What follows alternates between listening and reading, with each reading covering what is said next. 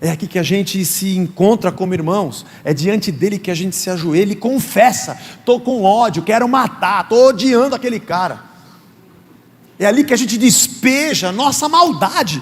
Ah, mas eu vou falar isso para Deus? Não se preocupe de falar. A palavra não te chegou à boca, ele já conhece o teu pensamento. Não se preocupe de falar o que você sente para Deus, ele já sabe. A dor deixa marcas, mas também revela caminhos de esperança. Descubra nesta reflexão como Deus transforma feridas em aprendizado e força. Assista até o final e deixe seu comentário. Desde o Éden, quando o homem se afastou de Deus, capítulo 3 de Gênesis, quando Deus diz ao homem: maldita é a terra por causa do homem. Toda a criação se tornou maldita por causa do homem. A terra se tornou um lugar de dor. Ela vai produzir espinhos, vai produzir plantas que você não vai poder comer, você vai ter que suar o rosto para poder tirar dela o teu sustento, e eu criei tudo para ser de graça para você. Mas agora você vai ter que suar para obter dela o seu sustento. O interessante, quando você lê o início de Gênesis, é que Deus deixou a relva para os animais, e nesse trecho ele já diz: e você vai ter que comer a relva do campo, você vai ter que comer capim. Entender a queda, entender esse início, capítulo 3 de Gênesis, é fundamental para entender a nossa antropologia. Por que a gente acredita pessimisticamente que o homem é mau? Por causa da queda. A queda nos separou de Deus, e todos nós já nascemos com o mal dentro de nós. É interessante, essas 2 semanas atrás eu vi uma pessoa que veio se aconselhar dizendo: fulano me falou que eu não poderia ir em tal lugar porque aquele lugar é maldito. Ele falou: isso acontece? Eu falei: rapaz, o mundo inteiro é. Não existe, não vai naquele lugar porque lá é maldito. Está escrito em Gênesis 3 que a terra é maldita por causa do homem.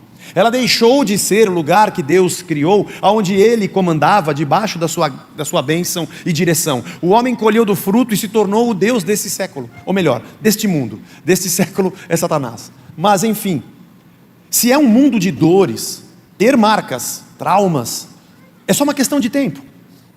É só uma questão de tempo.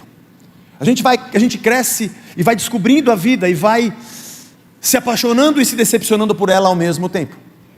Talvez para a minha geração, que cresci sem computador, sem redes sociais, sem telefone celular, sem internet, sem TV a cabo, você lembra? A gente tinha TV Cultura, que a gente não assistia, a Tupi, que faliu, depois veio a SBT, mas só passava Chaves, era legal, mas era só Chaves e Bozo. Aí tinha a Globo, não, Excelsior não é da minha época, irmão, alguém falou Excelsior, por favor, Rubinho, aí já é, não era nem preto e branco, era marrom e amarelo, é mais antigo ainda, né? Não é da minha época. Aí tinha a Record, né? Manchete veio depois. A Record era boa, que não tinha programa evangélico. E esse é o culto que transmite, né, meu? Caramba. Não podia falar. Eu falo essas besteiras sempre à noite, quando não transmite. Até que não é muito besteira também. E a Bandeirantes, né? Então não tinha nem o que assistir, que ficar esperando passar a hora do desenho, porque tem que esperar. A gente não via noticiário, nós éramos mais felizes. A ignorância é uma bênção. Adolescentes hoje tem tanta informação e nós não sabemos o quão é prejudicial o grande número de informação e a exposição a tanta dor. Aliás, dia 7 de setembro, sábado, mês que vem, teremos aqui um encontro sobre suicídio na adolescência. O tema é: você não está só. Pais, por favor venham. Adolescentes, por favor venham. Vai ser um encontro muito legal. Enfim, o tempo vai passando e nós vamos acumulando dores, acumulando marcas, e elas vão se alojando na nossa memória. Nossos psicólogos trabalham bastante, e eles são uma grande bênção no convívio do corpo. São irmãos nossos que têm especialidade no aparelho emocional, nervoso, e que conseguem nos ajudar, além de pastores, em aconselhamento e o nosso próprio convívio como igreja, onde nós vamos compreendendo que dentro do reino de Deus e a obra de Cristo trouxe para nós também alívio dessas marcas. Você já parou para pensar que Deus não sofre no tempo? Deus não tem traumas, Deus não tem marcas, porque Deus é eterno. Deus não precisa esperar o futuro no presente e nem olhar para o passado, porque Ele é o que era, o que há de vir e o que é. Ele é eterno. Deus não tem marcas e traumas. Quando Jesus entra no tempo e se torna participante da existência humana, temporal, ele começa a viver as marcas. A palavra de Deus diz em Isaías 53, de 1 a 4, que a palavra sobre o servo do Senhor, um texto messiânico, profético, quem creu em nossa pregação e a quem foi revelado o braço do Senhor, porque foi subindo como um renovo diante dele, como raiz de uma terra seca, não tinha boa aparência nem formosura. Olhamos para ele, mas não havia nenhuma beleza que nos agradasse. Falando sobre Cristo, era desprezado e o mais rejeitado entre os homens, homem de dores e que sabe o que é padecer. E como um de quem os homens escondem o rosto, era desprezado e dele não fizemos caso. Certamente, ele tomou sobre si as nossas enfermidades e as nossas dores levou sobre si, e nós o considerávamos como aflito, ferido de Deus e oprimido. O verso 5 não está aí. Ele foi transpassado pelas nossas transgressões, moído pelas nossas iniquidades, e o castigo que nos traz a paz estava sobre ele, e pelas suas machucaduras é que nós fomos sarados. Jesus entra na nossa existência, anda nessa jornada, e vai sendo também marcado. Nasce numa manjedoura, cresce, filho de um carpinteiro, homem de dores, que sabe o que é padecer, diz o texto de Isaías, desprezado, traído, rejeitado. Marcas também fizeram parte dessa existência de Cristo. E essa semana eu fiquei pensando, Jesus, como é que você lidou com isso? Porque nós lidamos mal com isso. A gente lida muito mal com essas coisas. Aliás, o filme que você acabou de ver é de alguém se encontrando, sabendo da sua história, olhando para os seus sofrimentos, não conseguindo nem identificar quem ele mesmo é, de um amontoado de situações e de histórias que chocam. A mãe que se sacrifica para salvar o filho, que cresce com quem não é o seu pai, que não se encaixa, não se percebe, vive uma vida de lutas e batalhas. Todos nós carregamos isso.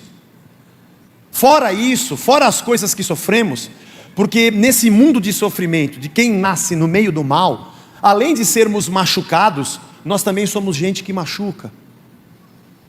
Então nessa jornada na terra, nesse nosso periago, na nossa jornada no meio dessa vida, nós somos agredidos e feridos ao mesmo tempo que também agredimos e ferimos.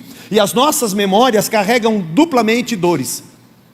Pelo mal que eu sofri, pelo que fizeram contra mim, e ao mesmo tempo por aqueles que eu causei.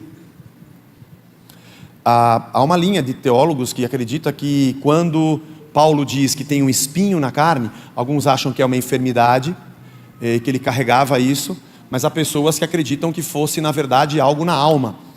Ele queria se livrar das memórias, ele matou cristãos, ele perseguiu a igreja, ele deixou filhos órfãos, ele deixou mulheres sem marido, ele se agradava de derramar sangue em nome do seu Deus.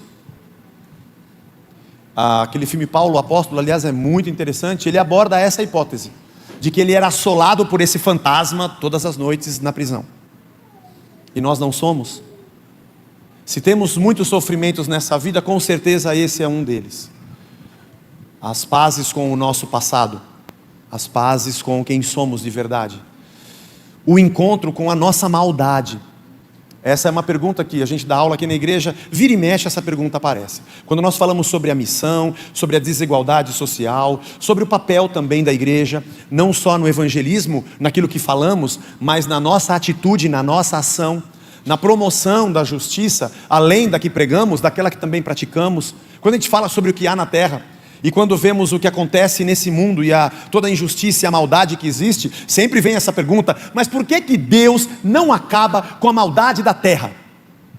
E eu costumo dizer, bom, porque ele acabaria com todos nós, porque a maldade está em nós, ela faz parte de nós. Ninguém precisa nos ensinar a fazer coisas erradas, nós temos que nos esforçar para sermos educados. Ninguém precisa ser deseducado. Quem deseducou esse menino? Não precisa. O esforço é para conseguirmos transformação, pela informação, pelo estudo, pela educação formal, pela educação na residência, em casa, ou pela religião, por todas as informações, por princípios que se repartem entre os homens. Mas na verdade, o ser humano carrega em si o pecado, a ausência de Deus. E mesmo conhecendo a Cristo, e mesmo sendo templos da sua habitação, mesmo conhecendo a sua palavra, sendo discipulados, nós ainda assim lutamos contra nós. E Gálatas 5,17, Paulo diz: o espírito luta contra a carne, e a carne contra o espírito, porque ela é forte. E ela se levanta, e a gente quer sempre. Por que o bem que eu quero fazer eu não faço? Paulo diz. E o mal que eu não quero eu sempre faço. A nossa guerra. E a gente coloca a cabeça no travesseiro e fala: por quê? Os dois tipos de dores: porque eu sofri, e por que eu fiz gente sofrer. Eu sei que esse ensino deste ano, sobre a jornada de Cristo no nosso sofrimento, ele é revelador e assustadoramente revelador. Porque a gente cai em si com o pé no chão, de que a vida nessa terra é dor. Nós não temos de vez em quando uma dor. A terra sofre. Já pregamos sobre isso aqui. Romanos capítulo 8. De que a terra geme e toda a criação está gemendo. E nós também gememos esperando a nossa adoção de filhos definitiva. E toda a criação a um só tempo tem uma ardente expectativa pela manifestação dos filhos de Deus. Ela espera a sua redenção, porque ela foi sujeita à vaidade. E nós estamos debaixo de uma situação onde o pecado impera, onde o mal impera, onde a morte impera. Esse vai ser um dos temas do Periago. Nós vivemos o mundo dos fins. Aqui tudo acaba, nada é eterno. O mundo dos desligamentos, das coisas que acabam e passam. Essa é uma assustadora realidade. Porque nós gostamos demais que a religião venha e nos venda uma hipotética vida livre de todo tipo de sofrimento, porque conhecemos a divindade correta. O Deus correto, mitológico, seja cristão, seja qualquer que seja. Quando a gente busca a religião, é para ter um alívio definitivo. Algumas até tem uns bagulho que você fica aliviado por um bom tempo. E toma um chá e fuma um negócio. Deus é demais, mano. Mas se não for pela religião, se for pela bebida, se for pela droga, se for por qualquer tipo de fuga, por qualquer tipo de vício, seja comportamental, seja químico, a gente quer fugir. Nós, na verdade, irmãos, é que nós gostaríamos de poder sair disso daqui. E quantas vezes você já não disse para você mesmo: eu queria sair de mim? Porque a gente olha para trás e fala: eu não queria ser quem eu sou, ter passado o que eu passei, ou ter feito pessoas passarem pelo que passaram. Porque o tempo revela quem de verdade somos. Isso é assustadoramente real demais. Mas essa verdadeira vida que nós conhecemos é libertadora. É libertadora. Acho que o pastorado coloca a gente diante de alguns dilemas. O dilema do mal é um deles, a gente tem que estar sempre esbarrando nele. Mas tem tem outros: o desejo, o pecado, a tentação. São vários que você se debate, pergunta, questiona, lê textos bíblicos. A esperança também é um deles. Conhecendo tudo isso, e sendo um pregador do Deus Todo-Poderoso, que tipo de esperança se prega? Essa é uma tentação que também o líder religioso tem. Porque eu poderia dizer para você que nós vamos fazer uma oração e todo o mal vai acabar. O mal não acaba, o mal somos. Poderia dizer para você que eu vou orar por você e tirar de você o mal. Não vai. Porque nós o somos. Nós não somos pecadores porque cometemos um pecado. Você cometeu um pecado, agora passou a ser pecador. Não, você pecou porque você nasceu pecador. Nós nascemos assim, distantes de Deus. Enquanto os nossos olhos forem ligados apenas a essa terra, nós não teremos esperança. Por isso Jesus disse para Pilatos, manteve a boa confissão, como Paulo diz: o meu reino não é desse mundo. Como é que alguém pode estar na cruz diante das pessoas que o traíram e outros que o estão crucificando e maltratando e dizer: Pai, perdoa-lhes? Eles não sabem o que estão fazendo. Como é que pode alguém conviver 3 anos e meio com aqueles 12 homens? Um deles traiu, o outro negou, e os outros 10 sumiram. Só João esteve ao pé da cruz. Sua família, sua própria cidade, tanta gente não acreditou no que ele fazia. E a multidão, que ele fez tantos milagres gritando: crucifica-o. Como o Filho de Deus andou no meio dessa nossa jornada, dessa nossa vida, no tempo ao qual ele não era sujeito e não tinha marcas, e se sujeitou a ser marcado com dores, a pôr a cabeça no travesseiro e a lembrar da tristeza de ontem, coisa que Deus não tem ontem, nem hoje, nem amanhã. Ele para ele ontem, hoje e amanhã, como sempre. Deus não tem tempo para ter marcas do passado. O que aconteceu mesmo naquele dia? Deus eternamente é. Como é isso, Zé? Não sei, só sei que foi assim. Mas Quando nós chegarmos na condição de vermos Cristo na Nova Jerusalém, como diz Apocalipse, a gente vai entender melhor, talvez. Eu acho que Deus a gente nunca vai ver. Cristo é o único jeito da gente ver Deus. Ouvi uma frase outro dia, achei maravilhosa. Deus é tão maravilhosamente gigantesco e impossível de ser visto que a gente vai ter que ter a eternidade toda para poder entendê-lo. Ele é muito maravilhoso. E Ele se fez como um de nós. Portanto, quando Cristo passa por essa jornada, Ele sofre dores do passado, do presente e do futuro. Aliás, Ele levou sobre si as nossas dores e nós nem tínhamos sofrido ainda. Porque Cristo é aquele que traz sobre si toda a maldade. Sabe quando você ora e pensa assim, porque eu poderia fazer esse tipo de pregação, vamos orar agora, e todo mundo que te fez mal, nós vamos orar, e Deus vai arrebentar com ele, você, aleluia, nós vamos levantar aqui agora, vai acabar. Porque se a gente começar a orar aqui, para falar, Senhor, quem fez coisa má, o Senhor acaba com ele, se prepara que você vai cair duro. Esse é o tipo de oração sem nexo. Nós somos vingativos, e nós queremos justiça para quem nos fez mal. Enquanto você está aqui pedindo justiça para quem te fez mal, tem o cara na última cadeira pedindo justiça contra você, porque você fez mal para ele. Porque nós somos cheios de pecado. Eu não tenho esse defeito. Outro pecado, mentiroso. Nós somos cheios de pecado. E nós não compreendemos, somos fofoqueiros, falamos mal dos outros, desejamos mal para os outros. Só que nós canonizamos isso na fé, dizendo que isso é espiritualizado, porque nós vamos orar para que Deus faça justiça. Sabe o que Cristo fez? É como se Ele pegasse todos esses tipos de ódio e marcas que nós carregamos antes da gente existir, na nossa existência, no nosso futuro, de toda a existência, do começo, meio e fim, e falar assim, vocês querem vingança contra quem fez mal? Queremos. A multidão de todos os existentes, do primeiro ao último dia da terra, diria, sim. Ele diria, o culpado é vocês, mas essa vingança, a espada de Deus que vocês estão pedindo, venha sobre mim. O sentido cósmico, completo, do sacrifício de Cristo, é levar sobre si nossas dores, nossas marcas, nosso pecado e as consequências dele. Por isso o nosso amor a Deus, meu Jesus, Ele vai muito mais além do que a minha gratidão, porque Ele fez isso aqui por mim. Sou muito grato porque Deus fez isso aqui por mim, mas olhando por tudo que Cristo fez, eu sou dele, eu dependo dele, minha vida é dele. Porque afinal de contas, irmãos, se a minha esperança for apenas que Deus me cure, e Ele é poderoso e Ele nos cura, mas eu sei que vou morrer, e vai ter um dia que a gente vai orar e Deus não vai responder. Faz parte da vida sair dela. É lógico que Ele nos socorre quando a gente está duro, sem dinheiro, mas nós não amamos o dinheiro acima de todas as coisas, não, nós amamos a Deus. A gente pode não ter um lugar na terra e Deus nos arruma um lugar de descanso, mas a minha vida não é essa terra. A minha esperança não está nas coisas que Deus faz por mim nessa terra, porque isso aqui um dia vai acabar. A minha verdadeira esperança e alegria é porque o Rei chegou e o reino chegou. A paz é vista entre nós, a alegria de Deus está entre nós. O reino de Deus tem nos ensinado a sua palavra, a presença do seu Espírito, está nos transformando em novas criaturas. Eu e você olhamos para isso e dizemos, não dá, isso aqui não é vida, eu quero viver com Cristo. Outro dia, nessas coisas de as pessoas quererem saber se podem ser do jeito que elas querem ser e Deus as aceita assim mesmo, em diversas situações, e a pergunta é, mas Deus não me aceita como eu sou? E a resposta foi, Deus te ama como você é. É que de verdade andar com Cristo não é Deus aceitar você, é você aceitar a Ele, é outro papo.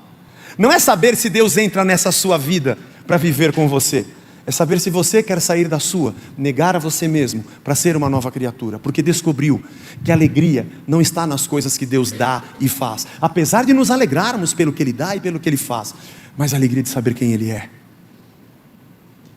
Pelas suas machucaduras nós fomos sarados. Isso não é incrível? Eu e você temos marcas, pesadelos e fantasmas do nosso passado, coisas que sofremos e outras que fizemos pessoas sofrer. Carregamos tanto dores e ódio pelo que sofremos, quer dizer, desejo de vingança, como culpa e pesar pelo que causamos. Meu Deus, isso nos assola. Por isso somos o que somos, um amontoado de coisas que vivemos e passamos. E eu sofri assim? Meu filho, você vai ter que sair, você tem que ver como é que eu sofria. O que teu avô fazia comigo? Fica quieto e vai para frente. Tá certo. A ferida que me feriu, agora é a ferida que fere o que está na minha frente. E a paulada que eu recebi é a mesma que eu dou adiante. Eu entrei na faculdade, cortaram meu cabelo, me pintaram todo. O que eu tinha que fazer no ano seguinte? Dane-se quem vier depois, eu corto seu cabelo e eu também pinto você. Aí foram proibindo o trote, mas eu consegui em 3 anos dar 3 trotes. Não consegui pagar o que eu sofri, mas tá bom. Porque nós queremos justiça, e a justiça está sobre o Filho de Deus. Olhar para Cristo e saber que Ele levou sobre si as nossas dores, que Ele levou sobre si tanto o nosso pecado quanto as nossas dores, tanto o que nos feriu quanto as feridas que causamos, e dizer obrigado, Senhor. Como é que o Senhor conseguiu ir para a cruz e mandar e orar e falar, Senhor, perdoa, eles não sabem o que fazem. Porque eu vim aqui orar para o Senhor me vingar daquele meu inimigo. Ele fala, puxa, você chegou no dia errado. Sermão do monte. Orai por quem vos persegue, abençoai os vossos inimigos. Nós encontramos o reino. É também saber que quando eu olho para trás, eu vejo tudo o que eu passei e percebo que eu cheguei até aqui. Essa frase do filme é muito interessante. Não tem a ver com o que foi, tem a ver com o que você vai fazer daqui para frente. O que você vai fazer com isso? Você vai pegar as suas feridas e sair destruindo quem está na sua frente? Ou você vai olhar para as suas feridas e agradecer a Deus? Porque afinal de contas, irmãos, aqui estamos nós. Você já olhou para a família que você tem? Você já olhou para os teus filhos? Para o seu esposo, para a sua esposa? Você já pode olhar ao seu redor para os seus irmãos? Independente do que possa ter acontecido, você já viu o que o Senhor te deu até aqui? Porque Deus é o Deus que nos sustenta. E Ele é o Senhor que está presente em nós. E nós somos o povo nessa terra, que ao invés de reproduzirmos o mal, ao invés de levarmos a dor, ao invés de fazermos justiça com a nossa mão, ou pegarmos o fruto, colocarmos Deus de lado e governarmos a terra e acabarmos com ela, nós somos aqueles que tomaram as suas dores e pecados e lançaram sobre o Filho de Deus. E disseram, obrigado, Senhor. E agora as minhas feridas possam ser uma bênção para curar outros. E não para descontar em outros o que eu recebi. Zé, isso é fácil? Não. Irmão, isso não é fácil. Eu não acho nada fácil. Eu carrego os meus fantasmas. E você carrega os teus. Alguns são fantasminhas camaradas. E outros são assombrações, tipo poltergeist. Que o Senhor tenha misericórdia de nós. E nos abençoe. E nos ajude a olharmos para a cruz e dizer obrigado, Senhor. Estava dizendo aqui às 9 da manhã que nós temos a comunidade. Irmão, se você não for amigo de pessoas, você não é igreja. Eu não estou dizendo que você vai conhecer 1000 e não sei quantos. Não dá. Mas você é irmão de todos eles. Se você não compartilha, se você não ouve e fala, que são fenômenos espiritualmente socializados dentro dessa comunidade de discípulos de Jesus, de gente que ensina uns aos outros, de olhar a atitude do meu irmão e falar, puxa, que legal, hein? Nossa, eu não faço isso, preciso começar a fazer. E aprendermos uns com os outros, sermos membros uns dos outros, sentirmos a dor uns dos outros. A comunidade é um milagre de Deus na terra. É dentro dela que nós encontramos também pessoas vocacionadas, o que exorta, o que ensina, aquele que discipula, aquele que ora, aquele que pastoreia. São também bênçãos de Deus para a comunidade. Nossos psicólogos são dádivas de Deus. São dotados de uma capacidade e se prepararam também para isso. E são pessoas-chave dentro da comunidade. A alegria do reino, a missão que Deus nos deu, onde somos instrumentos de socorro, onde olhamos para as nossas feridas e vemos outras maiores ao nosso redor, e ali também somos curados. A comunidade cristã, a comunidade do Espírito Santo é um lugar terapêutico, onde nós somos uns aos outros abençoados e edificados, onde nossos dons são instrumentos de uns para abençoar a vida dos outros, aonde nós compreendemos que a jornada é de dor, mas olhamos para a cruz e vemos o Cristo que levou nossas dores. É aqui que a gente se encontra como irmãos, é diante dele que a gente se ajoelha e confessa, estou com ódio, quero matar, estou odiando aquele cara. É ali que a gente despeja a nossa maldade. Ah, mas vou falar isso para Deus? Não se preocupe de falar, a palavra não te chegou à boca, ele já conhece o teu pensamento. Não se preocupe de falar o que você sente para Deus, ele já sabe. O problema de você não falar é que você acha que o engana, e ele fica... A sinceridade de falar é a liberdade da sua comunhão, a liberdade de estar próximo, a liberdade da misericórdia, que te abraça e fala, vamos embora, Levanta, sacode a poeira, dá a volta por cima. Olha para o autor e consumador da tua fé. Se fortalece nele e vai. Irmãos ao teu redor vão dar testemunho de coisas que sofreram e vão te edificar e te fortalecer. E essa jornada de dor que tem nos marcado ao longo da nossa existência, ela é curada pelo Cristo, que levou já sobre a cruz todas elas. Mas a nossa compreensão de quem somos em Cristo é parte dessa cura. Seja a igreja, comungue, sirva e seja servido. Conheça as Escrituras, ore, fale, ouça. Permita-se ser tocado, ensinado, ao mesmo tempo que você compartilha e ensina. E olha para a obra de Cristo e veja o que o Senhor fez por nós. Se há um motivo de renovarmos a nossa esperança num mundo que caminha para o fim, é a gente olhar para o reino de Deus, é olhar para o batismo. Senhor, esse mundo não tem jeito nele. Quando alguém me pergunta assim, tem esperança nessa vida? Eu digo, nessa aqui não. Mas naquela que Deus propôs, não é esperança, é a realidade da eternidade. As pessoas que conheceram a Cristo, que estão se batizando.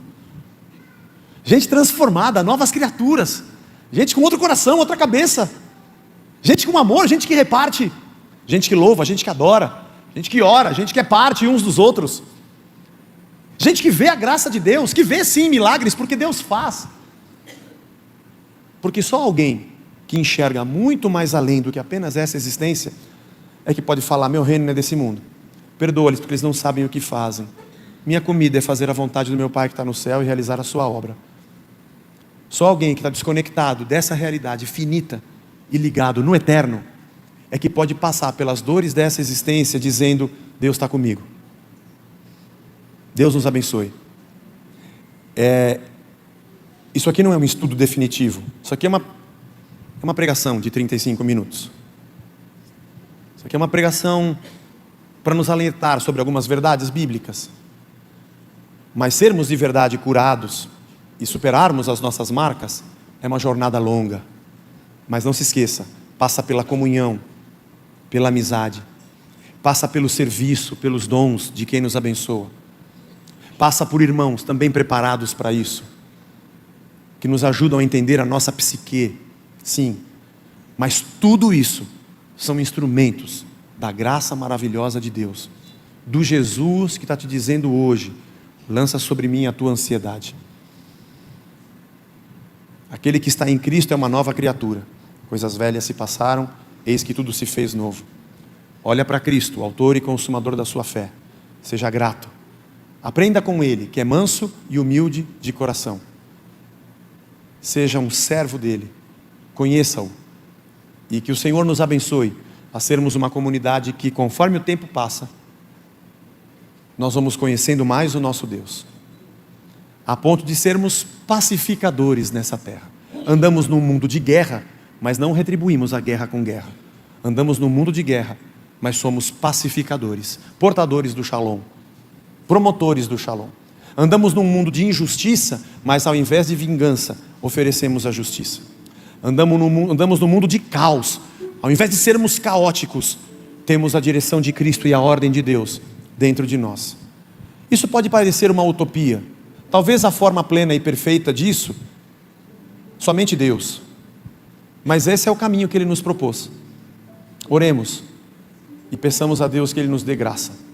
Sejamos uma igreja que olha para a cruz, que se cura a cada momento e que nossas feridas sejam instrumentos de cura e não de machucadura para outros, começando pela nossa casa e indo ao nosso redor, aonde a gente estiver.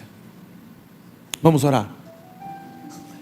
Senhor, isso que nós aprendemos aqui é muito difícil.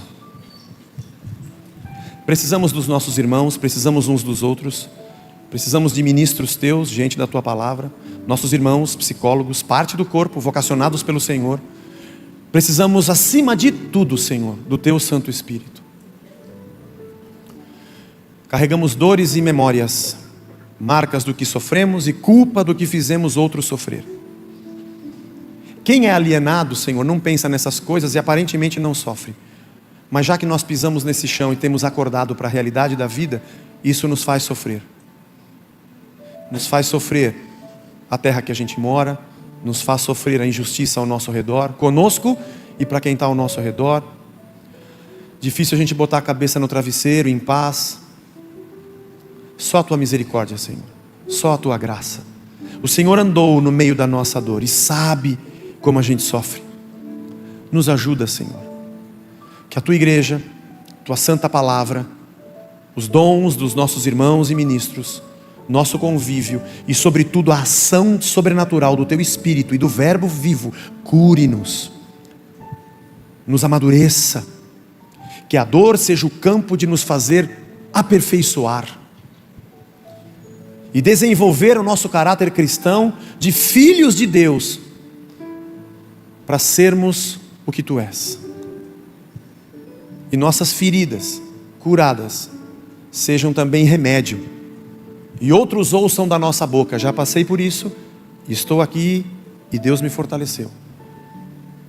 E nossos filhos e amigos e familiares convivam conosco como gente que não é governado pela maldade e pelas marcas do mal nessa terra, mas que foi tocado pelo teu Espírito, salvo, e que no meio da jornada de dor encontrou a tua graça e a esperança do teu reino e da tua comunidade viva nessa terra, seja o que impulsione o nosso coração. Nos ajuda, porque isso não é nada fácil, Senhor, é um processo longo e doloroso, mas é possível, porque o Senhor habita em nós, e nós te adoraremos, e a ti, Senhor, seja todo louvor e toda glória, em nome de Jesus, amém, amém, graças a Deus. Sentiu-se encorajado por esta mensagem? Deixe seu comentário e compartilhe para abençoar outras pessoas. Até a próxima!